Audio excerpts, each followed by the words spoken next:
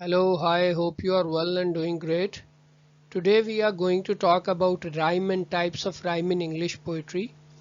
This term is very important for the students to understand because of two to three things. First of all, students are mostly asked to draw rhyming scheme of any poetic text. Other than that, they are also asked to find out what rhymes are used in the following verses, and they could be asked to define any type of rhyme, or these could be asked in the objectives as well. Okay, moving on to definition or simply seeing what it is. Rhyme in poetry is considered as the type of echoing which utilizes a correspondence of sound in the final accented vowels of two or more words. Rhyming is particularly common in many types of poetry, especially at the end of lines, and is a requirement in a formal verse. The most widely used form of rhyming is perfect rhyme. Other than this हम हमेशा समझते हैं कि जी एक ही type of rhyme है और वो है परफेक्ट राइम, लेकिन यही नहीं, इसके अलावा और भी बहुत सी टाइप्स हैं. But why do we consider there is only one type of rhyme? Why? Because it is the in which the stress syllables share identical sounds. इसमें हमें ये लगता है क्योंकि अगर हम देखें राइमिंग स्कीम भी हम परफेक्ट राइम की बेस पे ही ड्रॉ कर रहे होते हैं या एंड राइम्स की बेस पे ड्रॉ कर रहे होते हैं, तो हम उसी को समझते हैं जिसके अंदर एक स्ट्रेस सिलेबल होगा और उसके बाद जितने आने वाले फॉलोइंग वर्ड्स या अल्फ़ाबेट्स होंगे वो सेम होने चाहिए, as in culture and vulture. लेकिन इसके अलावा और भी बहुत सी टाइप्स हैं जिनको हम कैटेगराइज करते हैं स्ट्रेस और अनस्ट्रेस सिलेबल्स के पैटर्न पे, साउंड प्लेसमेंट और एम्फेसिस के पैटर्न पे. लेकिन इसके अलावा हम इन तमाम टाइप्स के अलावा हमारे लिए बहुत इंपॉर्टेंट है कि हम राइमिंग स्कीम पे भी बात करें और हम उसमें के ऊपर भी at the end of the video पे भी ज़रा बात कर लेंगे. Classifying rhyme bye stressed and unstressed syllables की बेस पे हमारे पास दो टाइप्स आती हैं. The first type is perfect rhyme and the second one is imperfect rhyme. Perfect rhyme includes those words whose stressed syllables share identical sounds as do all sounds that follow the stressed syllables. पहली चीज stressed syllables तो जारी सी बात है वो same हो गया.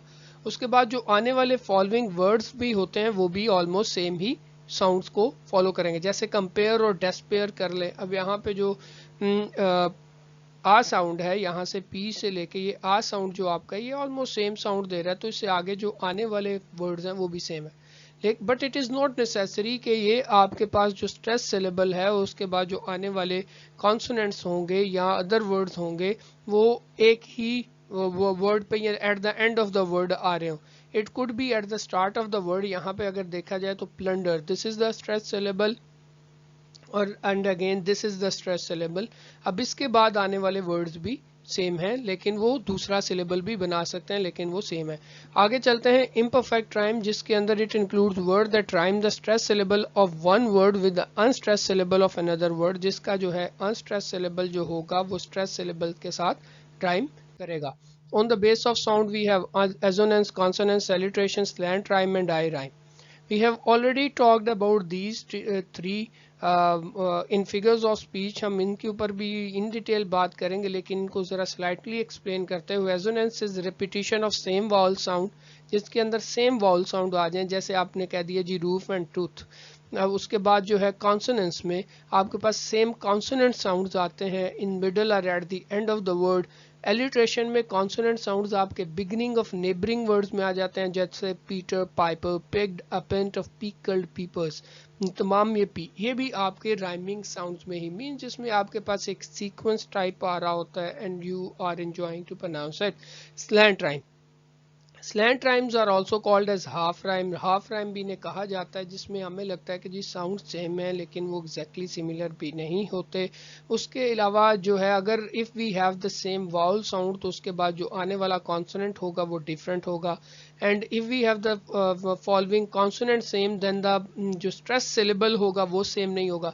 सो slant और हाफ राइम में दो बातें हैं जो परफेक्ट राइम से डिफरेंट है. पहली चीज़, परफेक्ट राइम में अगर आपका स्ट्रेस सिलेबल सेम था तो फॉलोइंग कॉन्सोनेंट साउंड्स भी डिफरेंट सेम थे.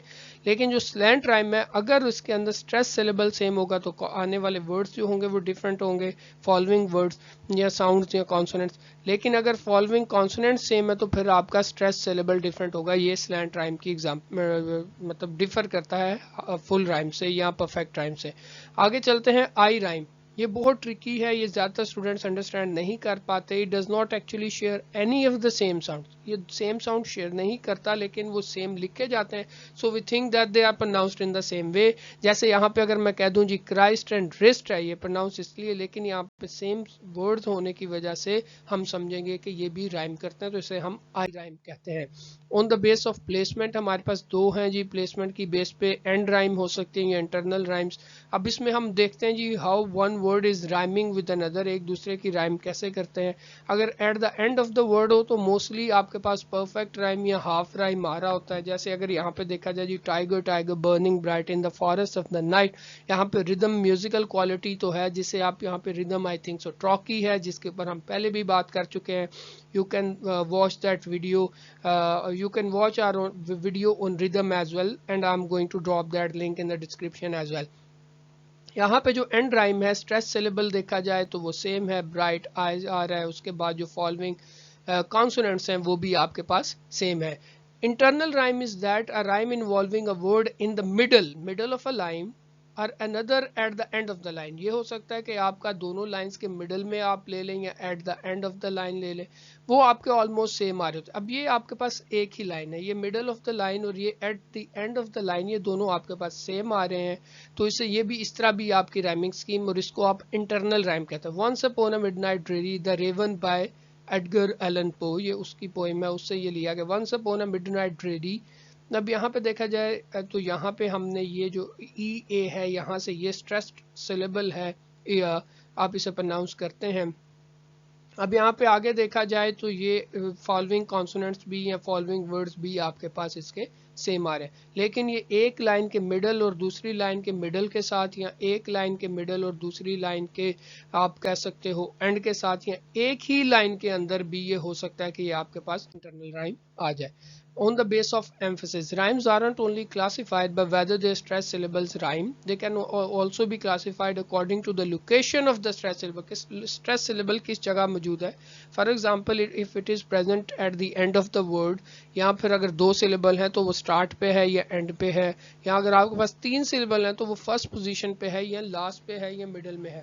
اب یہاں single, a perfect slight rhyme in which the emphasis falls on the last syllable. اب یہ crop and stop، اب اس کے اندر یہ دیکھ لیں آپ جو ہے لاسٹ سلیبل پہ ہے.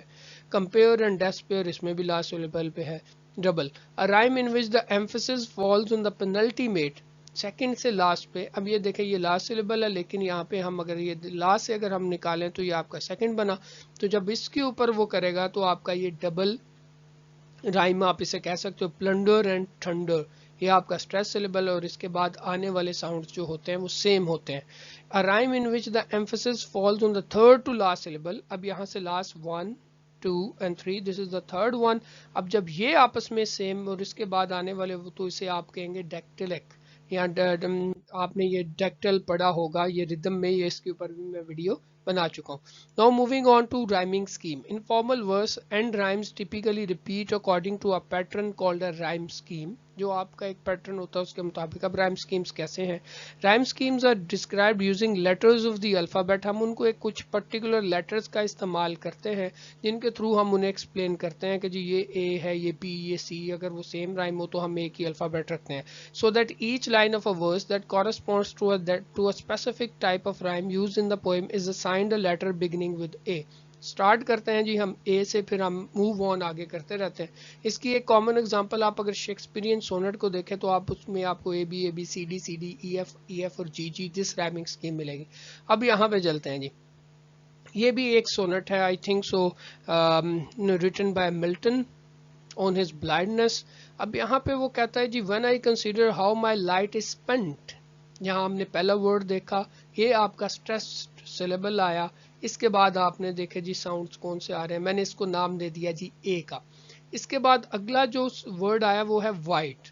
اب یہاں پہ دیکھیں this wall spent a and void I، یہ جو دونوں جو اسٹریس سلیبلز ہیں یہ ڈفرینٹ ہیں. So I am going to give it the name of B. اس کو میں نے جی نام کیا دے دیا جی، اس کو میں نے بی کا نام دے دیا، اس کو میں نے اے کا نام دے دیا تھا، اور اس کو دوسرے کو میں نے جی بی کا نام دے دیا. Why? Because they are different. Let me write it.